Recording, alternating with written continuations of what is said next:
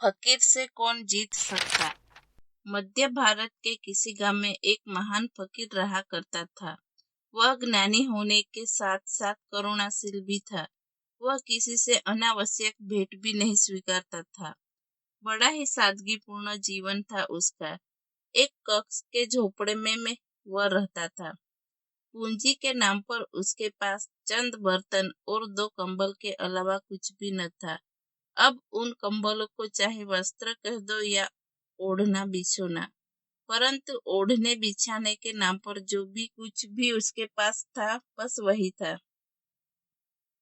स्वाभाविक तौर पर जब इतना महान फकीर था तो पूरा गांव उसकी बड़ी ही इज्जत करता था। और उनकी जो बात मैं बताने जा रही हूँ वह सर्दी के मौसम की है। बड़े कड़ाके की ठंड पड़ रही थी उन दिनों।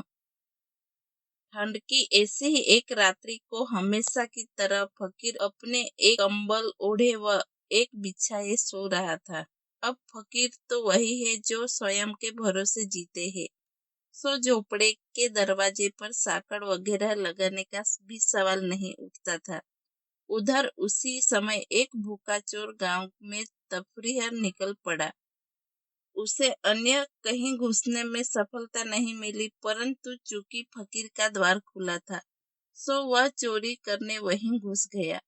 अंधेरे में 10-1 मिनट तक उसने पूरा झुपड़ा टंटोला, पर उसे एक छोटा भगोना व टूटे ग्लास के अलावा कुछ भी न मिला। अब उस मौसम में ये 2 टूटे फूटे बर्तन प्राप्त करने के हेतु तो उसने यह कष्ट उठाए नहीं थे। सो स्वाभाविक तौर पर वह निराश हो गया। उधर फकीर की नींद क्या, वह तो पहले ही आहट से जाग गया था, परंतु फकीर भी फकीर था। वह आंखें बंद किए ही इस तमाशे का मजा ले रहा था। उधर चोर को अंत में कुछ ना सूझा तो उसने फकीर का ओढ़ा हुआ कंबल ही झपट लिया। कम से कम कुछ आत्मसंतोष तो मिलना चाहिए। इतनी रात को इतनी तकलीफें उठाने के बाद भी कुछ न लगे तो यह नाकामी हुई, और नाकामी तो नाकामी है। चोर तक को पसंद नहीं आ सकती थी। सो बस कंबल मारने के आत्मसंतोष के साथ वह दरवाजे से बाहर निकलने को हुआ, लेकिन वह निकल नहीं पाया क्योंकि फकीर यह सारा तमाशा देख रहा था और अब उसके बीच में कूदने का वक्त भी आ गया था। बस उसने दरवाजे के बाहर जाते चोर को कड़क आवाज में रुकने को कहा। फकीर की रुआबदार आवाज सुन चोर के पांव ही जकड़ गए। उस दरमियान फकीर खुद खड़ा हुआ और उसे भीतर आने को कहा। चोर के तो भरी ठंड में पसीने छूट गए। बेचारा चुपचाप वापस अंदर आ गया। उधर चोर के चेहरे पर ऐसी घबराहट देख फकीर ने बड़ी विनम्रता पूर्वक उससे माफी मांगते हुए कहा, माफ करना भाई, तुम इतनी ठंड में इतनी दूर से आए, पर मैं तुम्हारी कोई सहायता न कर सका। घर में कुछ है ही नहीं जो तुम्हें संतुष्ट कर पाऊं, लेकिन अगली बार आना हो तो इतला करके आना। आसपास से मांगकर कुछ एकत्रित कर लूंगा ताकि तुमको इस कदर निराशा लेकर न जाना पड़े। उधर चोर जो पहले ही फकीर की कड़क आवाज सुनकर घबराया हुआ था, अब ऐसा हसीन प्रस्ताव सुनते ही बर्तन के साथ साथ उसके हाथ से कंबल भी छूट गया। बौखला तो ऐसा आ गया कि बिना कुछ लिए ही भागने को हुआ। यह देख फकीर ने फिर गरजते हुए उससे कहा, जो लेकर जा रहे थे वह सब तो लेकर ही जाना होगा, और हाँ, जाते वक्त यह दरवाजा जरा सरका देना ताकि मैं ठंड से बच सकूं। बेचारा चोर, वह तो रुआबदार आवाज सम्मोहन में फकीर का हर हुक्म मानने को बाध्य हो गया था।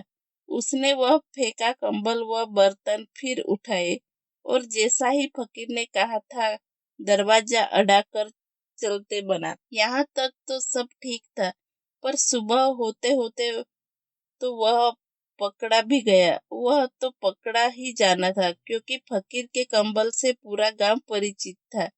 स्वाभाविक तौर पर सबको उस चोर पर बड़ा क्रोध भी आया था।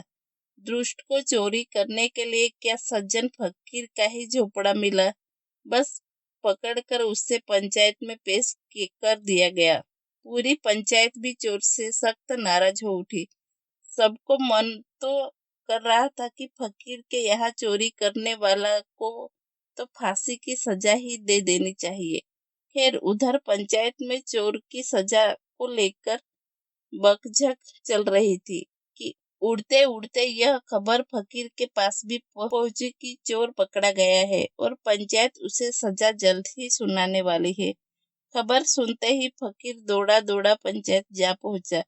उसने वहां जाकर साफ कह दिया कि कंबल व बर्तन उसने चुराए नहीं, बल्कि मैंने ही उसे यह सब ले जाने को कहा था।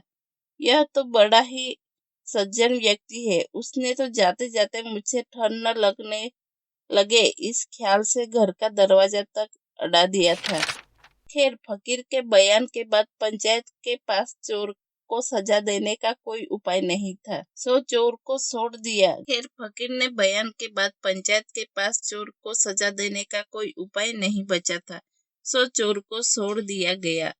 अब चोर सजा से तो बच गया, परंतु फकीर द्वारा करी गई करुणा से उलझ गया। पंचायत से निकलते ही उसका रो रो कर बुरा हाल हो गया। वह रोते हुए ही सीधा फकीर के चरणों में गिर पड़ा। यही नहीं, उसने फकीर से अपना सेवक बनाने की रठी पकड़ ली। कुछ आनाकानी कर फकीर ने उसे सेवा का मौका देना तय किया और उसे अपने साथ घर ले आया। कहने की जरूरत नहीं है कि उस चोर के साथ साथ फकीर के कंबल व बर्तन भी वापस लौट आए थे। यह तो ठीक, पर घर लौटते ही फकीर उस चोर पर खूब हंसा और हंसते हंसते हुए ही बोला, देखी मेरी चाल, मेरे कंबल व बर्तन तो वापस लौट ही आए, साथ में सेवा करने हेतु एक सेवक भी ले आए। याद रख कि फकीर का कोई सौदा कभी घाटे का नहीं होता। सार, इसे कहते हैं आत्मविश्वास। आत्मविश्वास मनुष्य की अपनी मानसिक क्षमता है और यह मानसिक क्षमता कभी दूसरे के भरोसे नहीं आ सकती है।